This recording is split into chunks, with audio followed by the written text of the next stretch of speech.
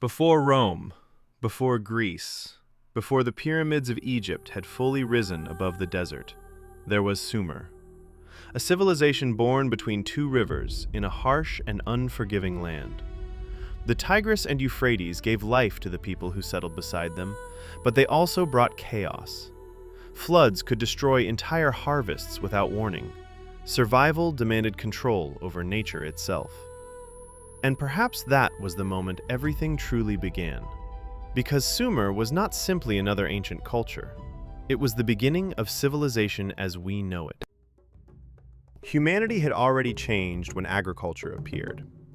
For thousands of years, humans had wandered through forests, plains, and rivers as hunters and gatherers. But now villages grew larger, grain could be stored, labor could be organized, and slowly something entirely new emerged from the mud of Mesopotamia: the city.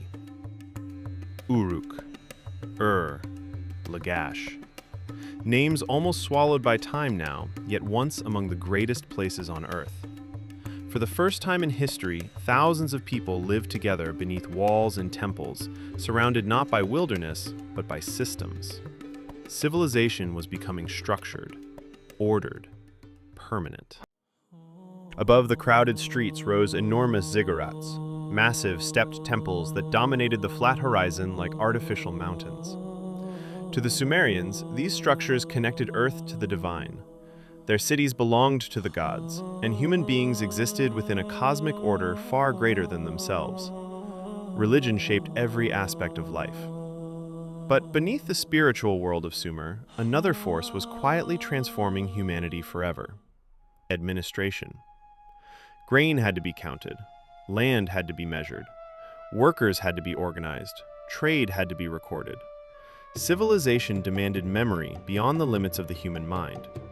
And so, humanity began to write. At first, the marks pressed into clay tablets were simple: symbols for animals, grain, supplies. But over generations, these markings evolved into cuneiform, the first true writing system in human history. And with it, humanity crossed another threshold. For the first time, thoughts could outlive the people who created them. Knowledge no longer vanished with death. History itself had begun. Sumer itself did not last forever. Its cities declined, its rivers shifted, its temples slowly crumbled beneath the weight of time. But something irreversible had already happened. Because in Sumer, humanity ceased to live only within nature. For the first time, humans began living within civilization. And from that moment onward, history would no longer belong to scattered tribes beneath open skies, but to cities, kingdoms, empires, and the endless rise and fall of civilizations.